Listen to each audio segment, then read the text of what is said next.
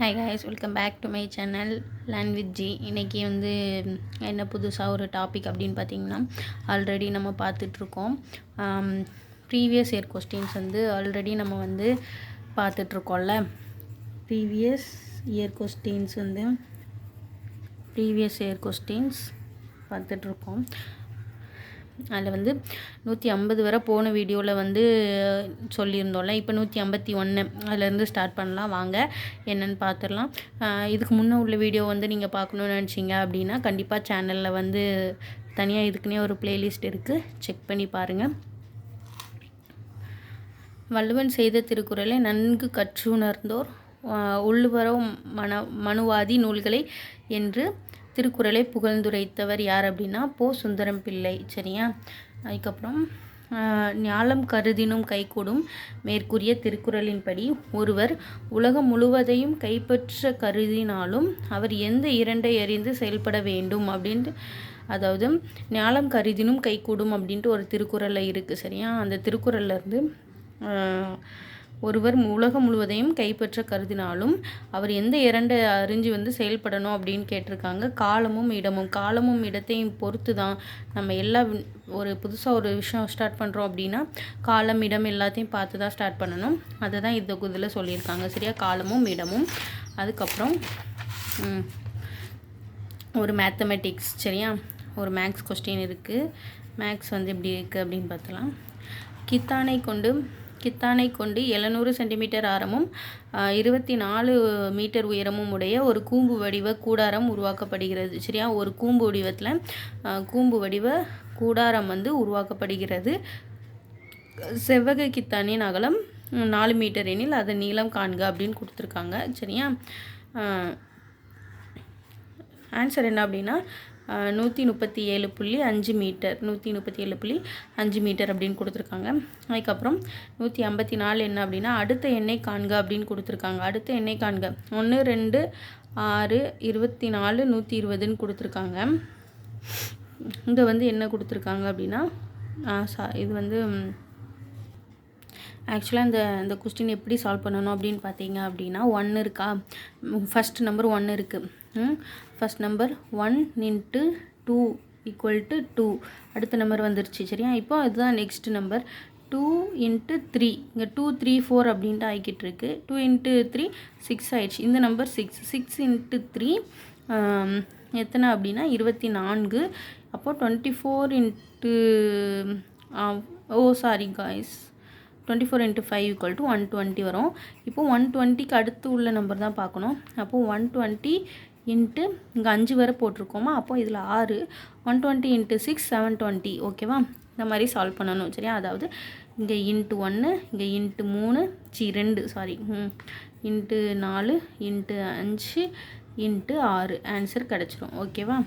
அதுக்கப்புறம் 3x + 4y = 4x + 6y = 22:32 அப்படின்னு கொடுத்துருக்காங்க. இதில் xyயோட வேல்யூ என்ன அப்படின்னு கேட்டிருக்காங்க. இது நீங்கள் கண்டிப்பாக 3x + 4y = 22 அப்படின்னு போட்டு நீங்கள் எக்ஸோட வேல்யூ ஒய்யோட வேல்யூ கண்டுபிடிச்சிங்க அப்படின்னா அதோட ரேஷியோ எப்படி இருக்கும் அப்படின்னா 1:2 அப்படிங்கிற ரேஷியோவில் இருக்கும் அப்படின்னு சொல்லியிருக்காங்க. சரியா? அதுக்கப்புறம் 156 A மற்றும் B என்னும் இரு எண்கள் m/n அப்படிங்கிற விகிதத்தில் இருக்குது அப்படின்னா A மற்றும் Bயோட மீப்போம எது அப்படின்னா மீப்போம அப்படிங்கும்போது ரெண்டையும் மல்டிப்ளை பண்ணுறது தான். ஸோ A × B அதான் AB அப்படின்னு கொடுத்துருக்காங்க. சரியா?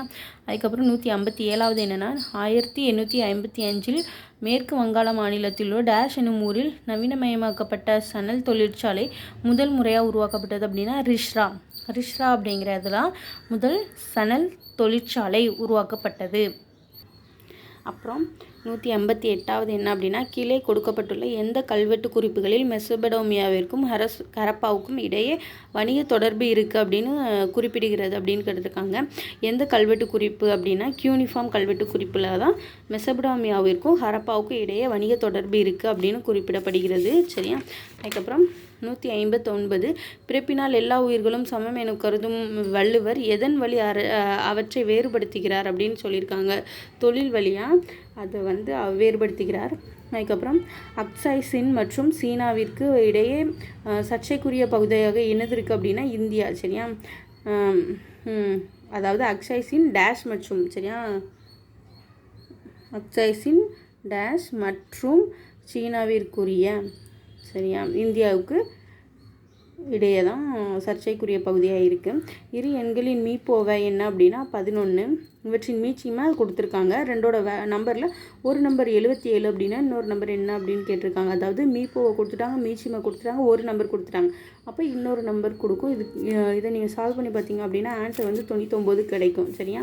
அதுக்கப்புறம் 162. ஒரு வியாபாரி 2 வகையான எண்ணெய்களையும் முறையே 120 லிட்டர் 180 லிட்டர் அப்படின்ட்டு இரு கலங்களில் வைத்துள்ளார் சரியா. 120 180ன்ட்டு 2 கலங்களில் வைத்துள்ளார். சம அளவு கொண்ட கலனில் அந்த 2 எண்ணெய்களை நிரப்பி விற்க விரும்பினார். கலன் கொள்ளும் அதிகபட்ச கொள்ளளவு என்ன அப்படின்னு கேட்டிருக்காங்க சரியா. 60 லிட்டர் சரியா. 2 கலனுமே அதிகபட்சமாக எவ்வளோ கொள்ளும் அப்படின்னு கேட்டிங்க அப்படின்னா 60 லிட்டர். அதுக்கப்புறம் 163. விக்னேஷ் 2 வருடங்களுக்கு 4% வட்டி விகிதத்தில், இது நல்லா கவனிச்சு பாருங்கள், ஈஸியாக உங்களுக்கு டக்குன்னு நீங்கள் ஆன்சர் பண்ணிடுவீங்க. விக்னேஷ் 2 வருஷம் சரியா. விக்னேஷ் வந்து என்ன பண்ணுறாரு அப்படின்னா 2 வருஷத்துக்கு 4% வட்டி விகிதத்தில் 10,000 வந்து கடனாக பெற்றார் சரியா. அதாவது 4%க்கு வந்து 10,000 ரூபாய் கடனாக வாங்கியிருக்காரு. இந்த பணத்தை சஞ்சயிடம் 2 ஆண்களுக்கு 6% வட்டி விகிதத்தில் கடனாக கொடுத்தார் சரியா. இங்கே 4%க்கு வாங்கிட்டு 6%க்கு வட்டி விகிதத்தில் கடனாக கொடுத்துருக்காரு சரியா. இங்கே 4%க்கு வாங்கி இங்கே 6% சஞ்சய்கிட்ட கொடுத்துருக்காரு. இந்த பரிமாற்றத்தில் இவருக்கு கிடைத்த ஓராண்டின் லாபம் என்ன? அப்போ எத்தனை % கிடச்சிருக்கணும்? 2% கிடச்சிருக்கணும். 2% தான் இவருக்கு வந்து லாபம் சரியா. ஓராண்டோட லாபம் இங்கே வந்து 2 வருஷத்துக்கு கொடுத்துருக்காரு. ஆனால் 1 வருஷத்துக்கான லாபம் தான் நம்மளுக்கு கேட்டிருக்காங்க. அப்போ 10,000ல் 2% எவ்வளோ அப்படின்னு பார்த்தீங்கன்னா 200. 1 வருஷத்துக்கு 200 சரியா. அதனால் 200 தான் ஆன்சர். அப்புறம் 164வது ஒன்வர்டு என்ன அப்படின்னு பார்த்தீங்க அப்படின்னா 7 மற்றும் 13 ஆகிய எண்களின் மீப்போவை மற்றும் மீச்சிம விகிதத்தை காண்கன்னு கொடுத்துருக்காங்க. நம்பர் 2 நம்பர் கொடுத்துட்டாங்க, அதோட மீப்போவை மீச்சிம கண்டுபிடிக்கணும். ஆன்சர் போட்டு பார்த்தீங்க அப்படின்னா 1:91 அப்படின்ட்டு வந்துடும் சரியா. 165. கீழ்காணும் எந்த மாநிலங்கள் பொதுவான உயர்நீதிமன்றத்தை பெற்றுள்ளன? பொதுவாக எந்த மாநிலங்கள் வந்து உயர்நீதிமன்றத்தை பெற்றிருக்கு அப்படின்னா பஞ்சாப் மற்றும் ஹரியானா சரியா. அதுக்கப்புறம் 166. எந்த தொழிற்கொள்கையானது இந்தியாவில் MRTP 1969 சட்டத்தை வந்து ஒழிச்சிச்சு அப்படின்னு கேட்டிருக்காங்க. எந்த தொழிற்கொள்கை அப்படின்னா 1991 ஆண்டோட தொழிற்கொள்கை தான் இந்த சட்டத்தை வந்து ஒழிச்சுது அப்படின்னு சொல்லியிருக்காங்க.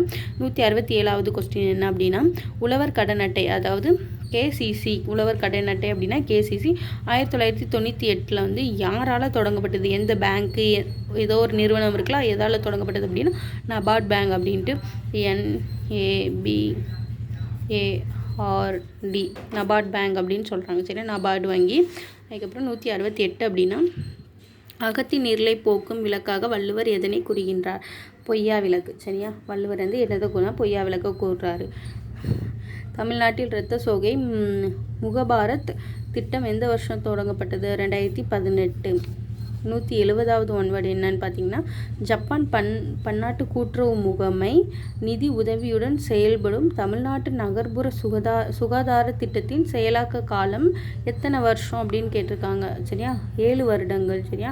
அதாவது ஜப்பான் பன்னாட்டு கூட்டுறவு முகமை நிதி உதவியுடன் செயல்படும் தமிழ்நாடு நகர்ப்புற சுகாதார திட்டத்தின் செயலாக்க காலம் என்ன அப்படின்னா எத்தனை வருஷம் அப்படின்னு கேட்டிருக்காங்க? 7 வருடம். அதுக்கப்புறம் 171வது கொஸ்டின் என்ன அப்படின்னா இந்தியா 2018ஆம் ஆண்டை எந்த பயிரின் தேசிய ஆண்டாக கடைபிடித்தது? இது ரீசெண்டாக கூட கொஞ்சம் கொஸ்டின்ஸ்லாம் பார்த்தோம். இந்தியா 2018வது வருஷத்தை எந்த பயிரோட தேசிய ஆண்டாக வச்சிச்சு அப்படின்னா திணை வகைகள் தான் சரியா. அதுக்கப்புறம் 172 x/y = 2:1. அப்போ எக்ஸோட வேல்யூ 2, ஒய்யோட வேல்யூ 1 அப்படி தானே. எனில் x² - y², இதை வந்து x² + y²ங்கிறோட ஆன்சர் என்ன அப்படின்னு கேட்டிருக்காங்க.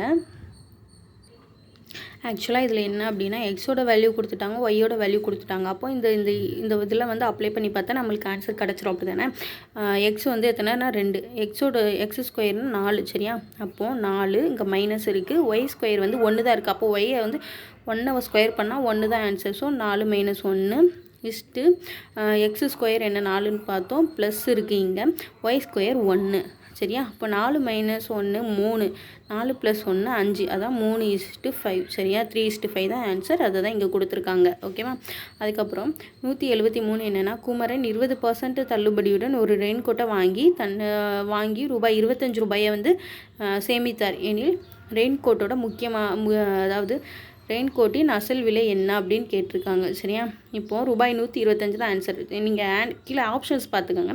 125ல் 20% எத்தனை அப்படின்ட்டு நீங்கள் கணக்கு பண்ணிங்கனாலே வந்துடும். சரியா?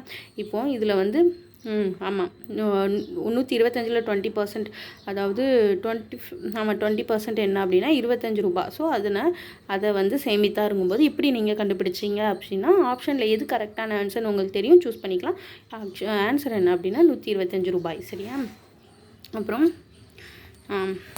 174வது கொஸ்டின், 24 மீட்டர் நீளமும் 18 மீட்டர் அகலமும் மற்றும் 16 மீட்டர் உயரமும் உள்ள ஒரு அரையநூல் வைக்க முடிந்த ஒரு மிகப்பெரிய கம்பியோட நீளம் என்ன அப்படின்னு கேட்டிருக்காங்க.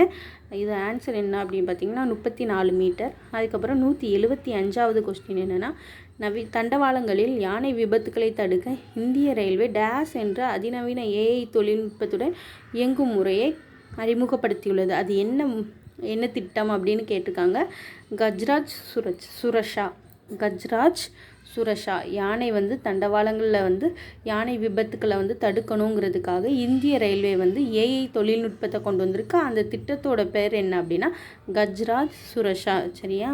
இதுவரை 175 வரை பார்த்துருக்கோம் கைஸ். இதுவே டைம் டியூரேஷன் அதிகமாகிடுச்சுனால நெக்ஸ்ட்டு மிச்சம் இருக்கிற கொஸ்டின்ஸ் எல்லாமே நெக்ஸ்ட் வீடியோவில் வந்து நம்ம கண்டிப்பாக பார்க்கலாம். அதுவும் தொடர்ந்து நம்ம சேனல் அப்லோட் ஆகிட்டே இருக்கும். கண்டிப்பாக சேனலை சப்ஸ்கிரைப் பண்ணி வச்சு பாருங்கள். அது மட்டும் இல்லாமல் இந்த ஒன்று கொஸ்டினையும் ஸ்க்ரீன்ஷாட் எடுத்து வச்சு நோட்ஸ் எடுத்து வச்சு படிங்க. அப்படி படிச்சிங்கன்னா தான் குரூப் 4 எக்ஸாமுக்கு வந்து கொஞ்சம் நல்ல மெமரபுளாக இருக்கும். அதனால் கண்டிப்பாக நோட்ஸ் எடுத்து வச்சு படிங்க. Thank you so much.